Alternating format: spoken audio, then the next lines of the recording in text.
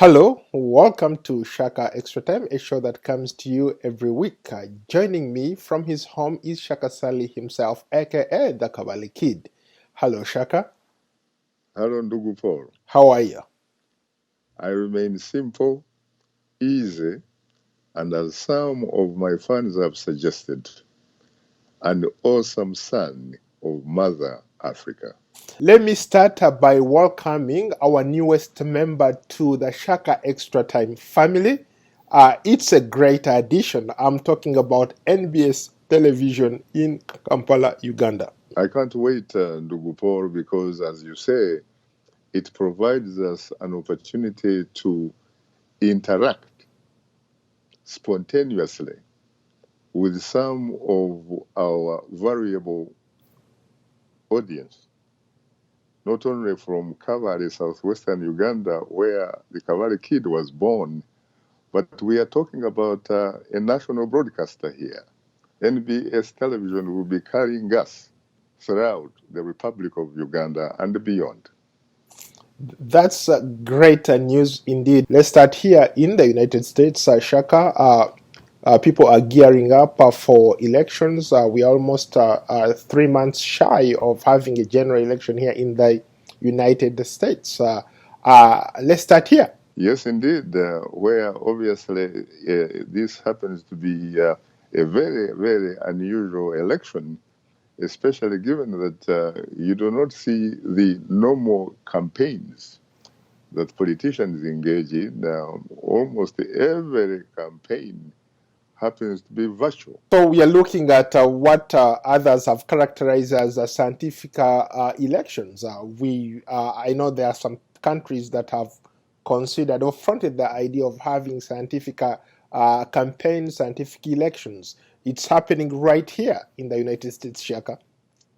But I think that the significant difference here is that given the nature of democracy, given the political environment here, an environment that happens to be inclusive politically, at least every group, every political party has unfettered access to those scientific tools, whether they be television, whether they be radio platforms, whether they be internet.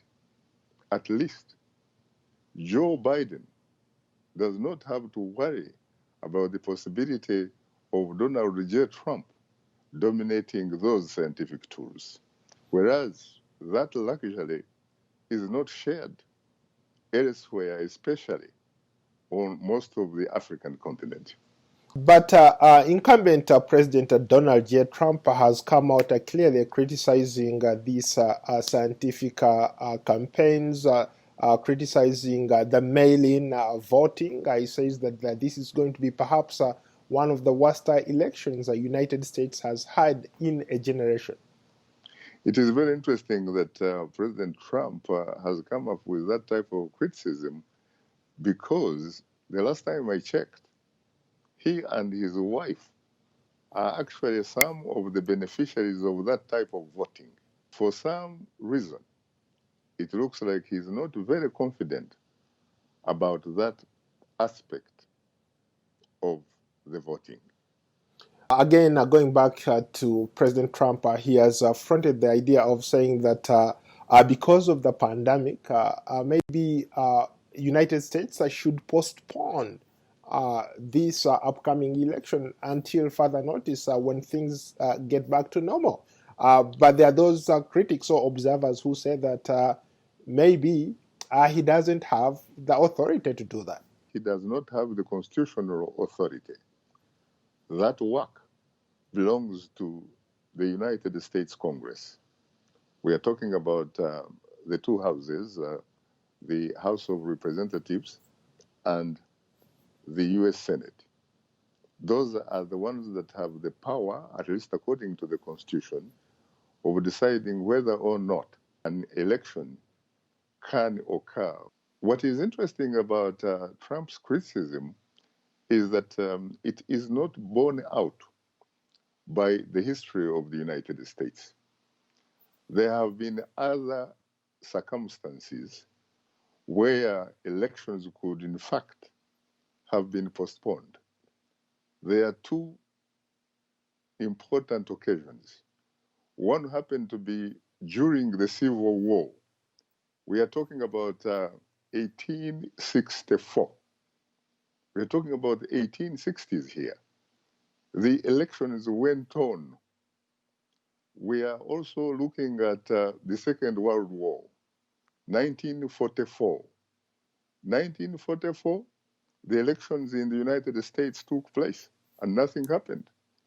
There are some people who have, of course, likened this virus pandemic as a sort of another world war.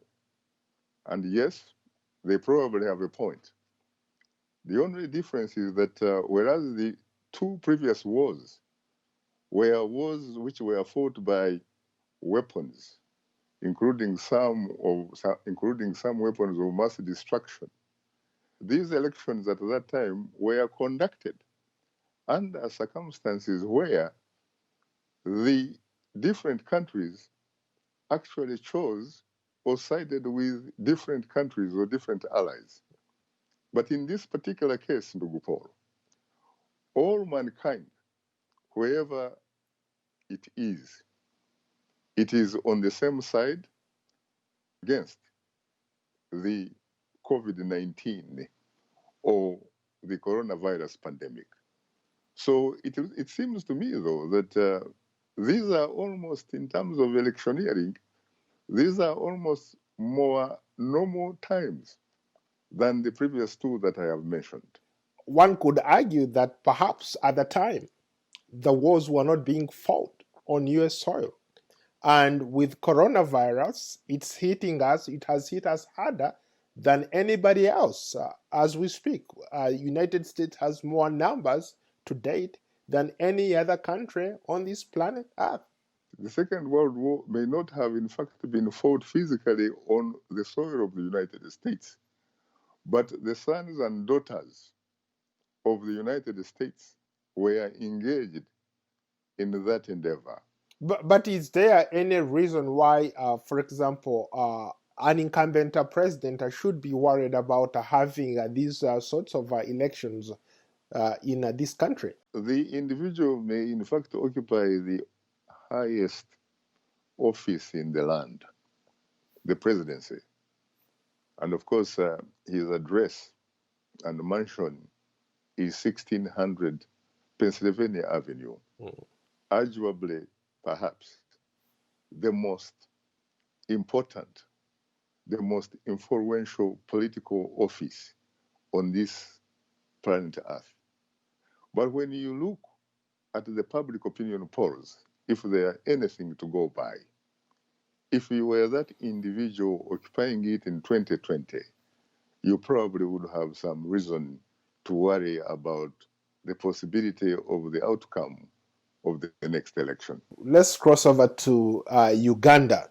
Uh, Uganda, the Ugandan government has also fronted the idea of having scientific campaigns, scientific elections, and I guess we also have scientific results announced at the end of the process.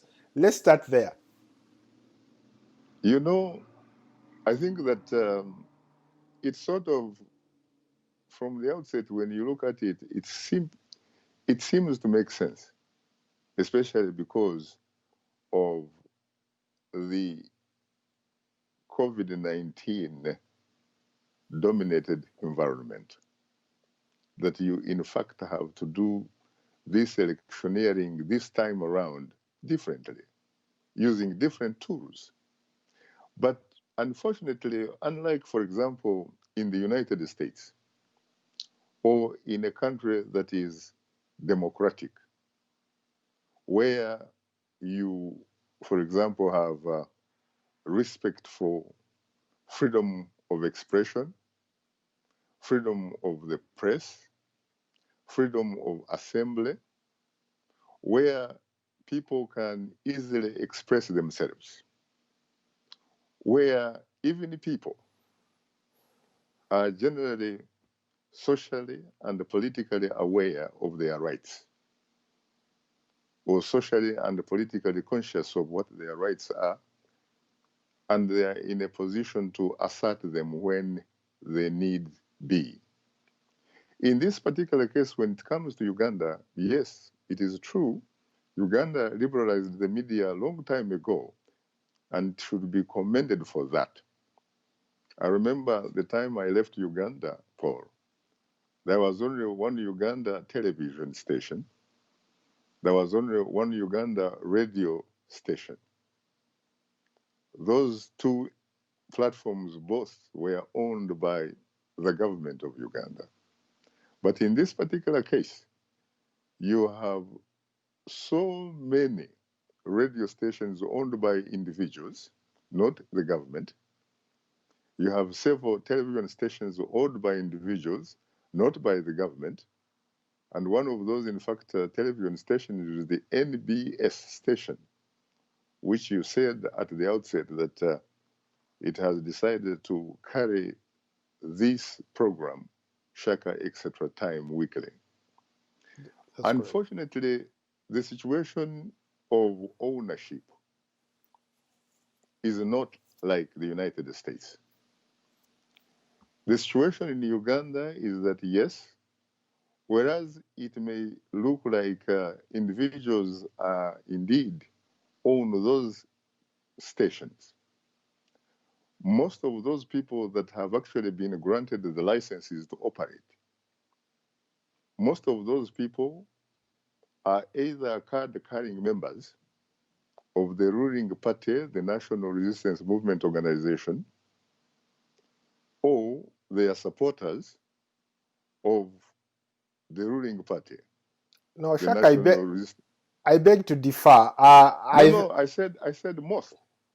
There have been situations, as a matter of fact, where sometimes even some very important members of the opposition have made news headlines simply because they had paid a particular station to appear on its platform.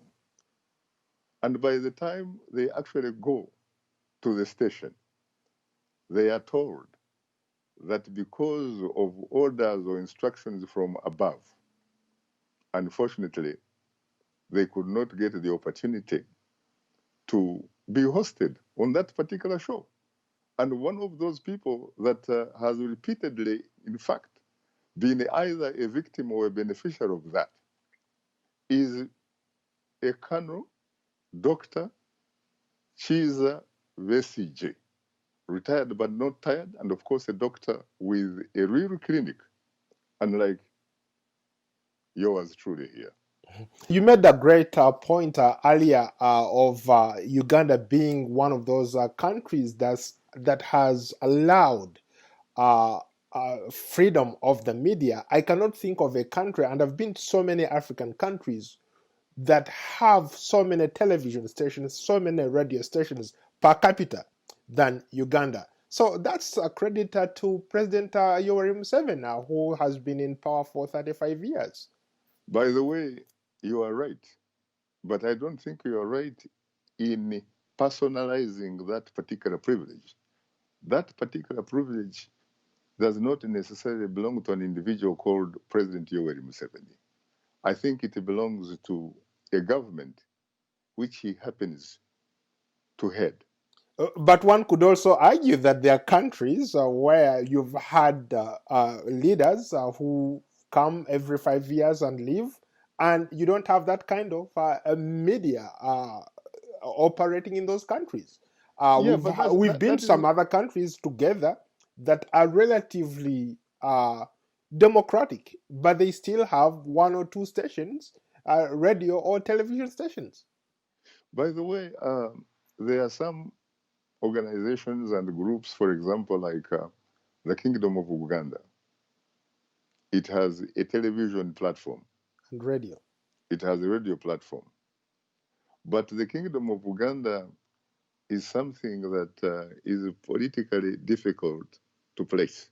If you are talking about perhaps the second most important political party in Uganda, which arguably is the FDC, Can you tell me whether it has a radio station or a television station?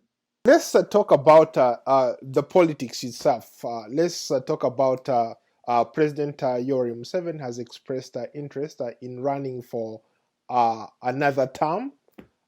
He's been at the helm of that country for nearly, let's say, 35 years, still going strong. You could argue that he's retired but not tired.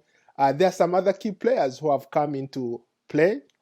Bobby Wine is giving him sleepless nights, and so is KiizaBesigye. My sources tell me that President Yoweri Museveni is only afraid of the personality of KiizaBesigye, that other players can come and campaign and do whatever they want to do, but when it comes to KiizaBesigye, that's his number one enemy. I think under the prevailing circumstances, at least for the last more than 30 years, he really needn't fear anybody because he controls everything, if you will.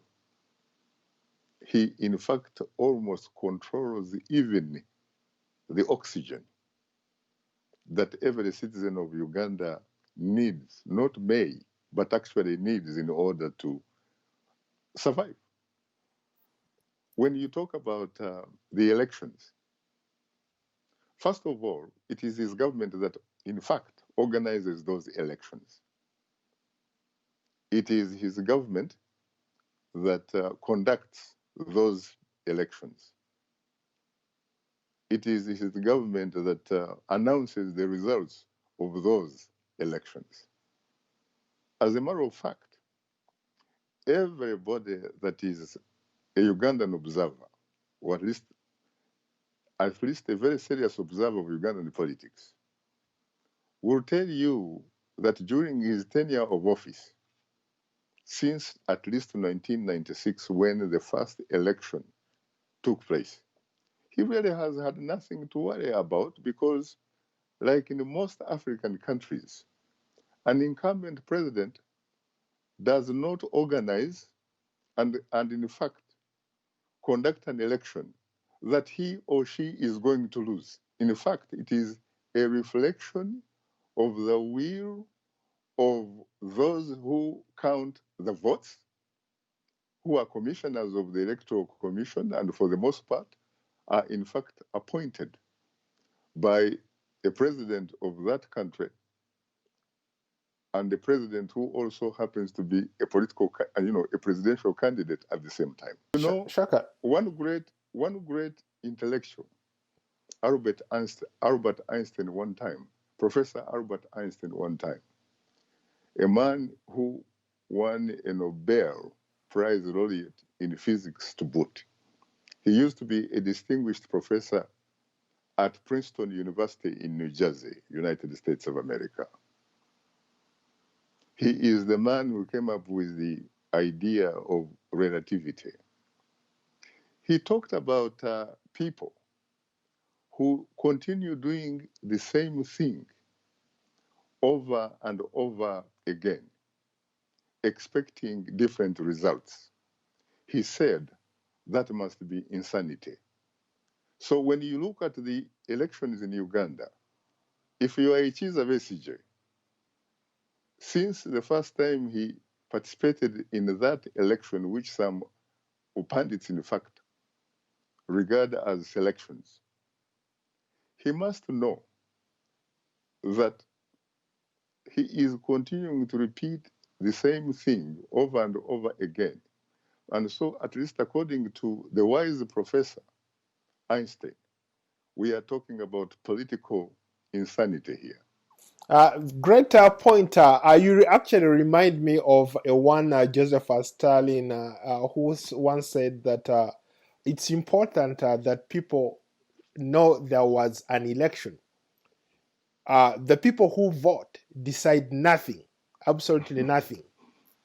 The people who count the vote decide everything. And you could not have put it in a better way. You also talked about the key players in Uganda.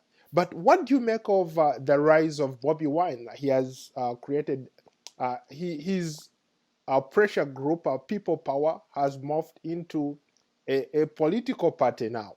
Uh, and and I think a lot of our political players in Uganda didn't see that coming. What do you make of that development? I think that Bobi Wine has a very interesting political future in Uganda. First of all, he's an artist. He's an artist that is beloved by a lot of people. And so far, he has positioned himself as somewhat a legitimate leader of his generation in Uganda. We are talking about the changing demographics here. When people like Yoweri Museveni came to power in the 1980s, it is because they looked at Ugandan politics. They tried to participate in Ugandan politics. They realized that by continuing to participate in the sort of politics that obtained in the country at the time, they were essentially accompanying their elders to power. And so they decided to essentially choose another path that would bring them to power. So when you look at people like Yoweri Museveni was also a legitimate leader of his generation. And he did not come to power through the ballot. He initially came to power through the bullet.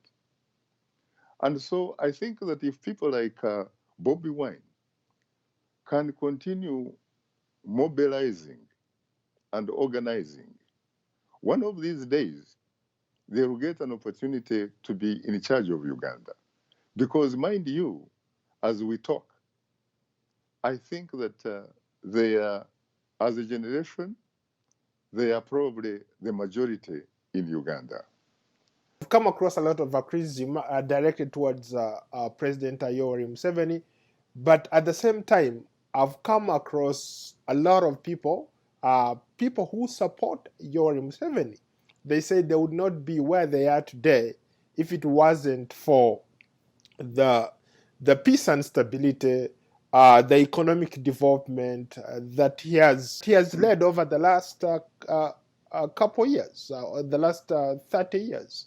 In fact, they credit him for a lot of things. They say that outside of the major cities, if you go to the rural areas, even in a free, fair election, Museveni will beat opposition like 3-1.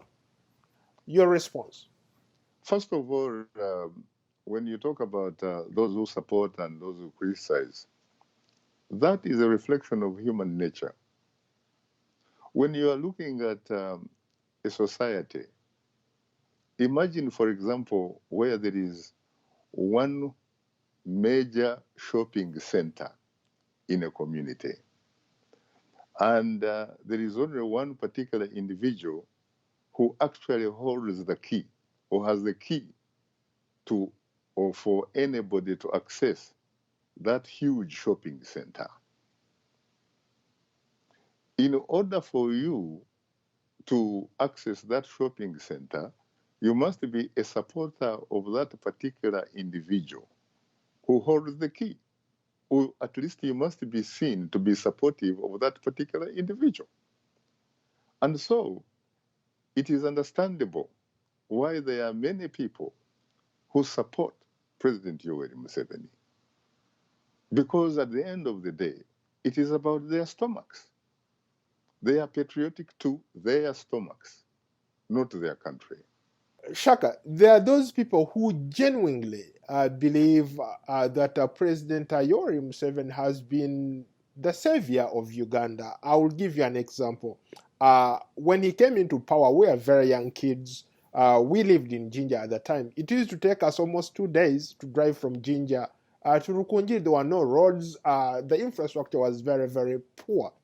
This day, you drive across the country. I've literally driven across the country.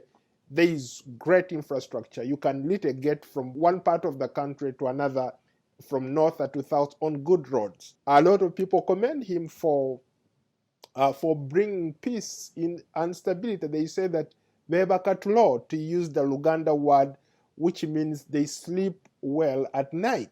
I think that he should be commended for some of those aspects that you have mentioned. But then again, when someone is in charge of a government, which is in charge of a country, what is the job description of that particular government? The government is expected to do those particular things you just mentioned.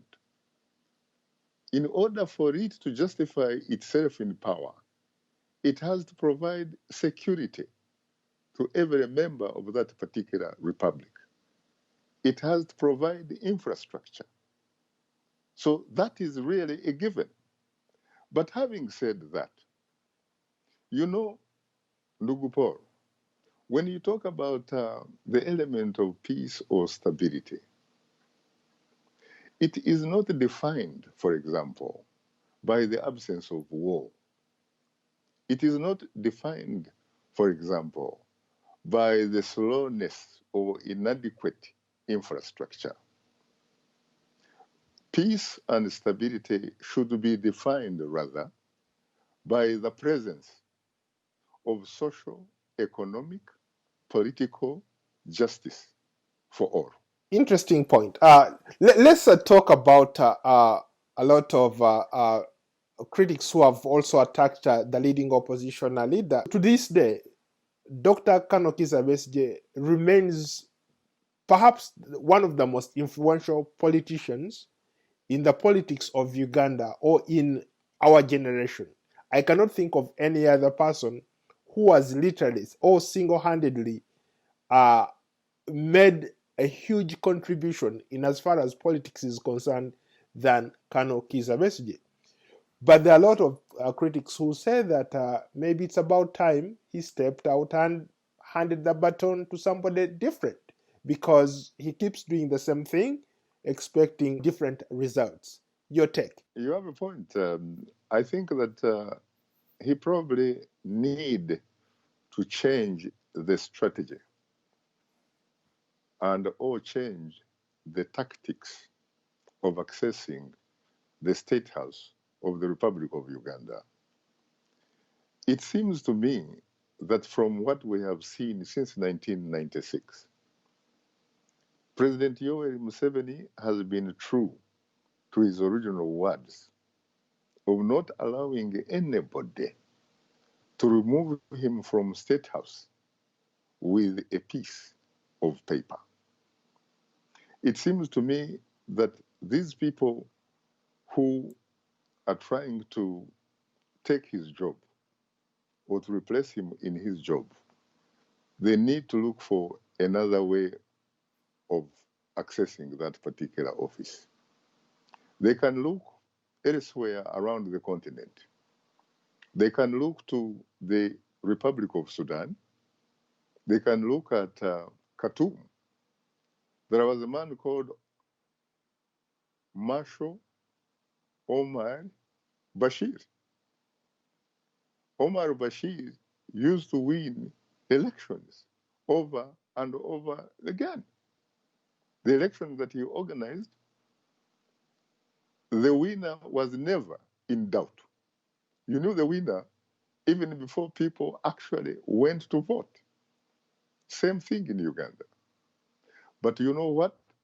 There was another type of election that he couldn't win. And that type of election mobilized what they call people power, together with elements of his own military. And they showed him the exit. Well, Shaka, let's end it there. Thank you so much for your time. You're most welcome, Ndugu.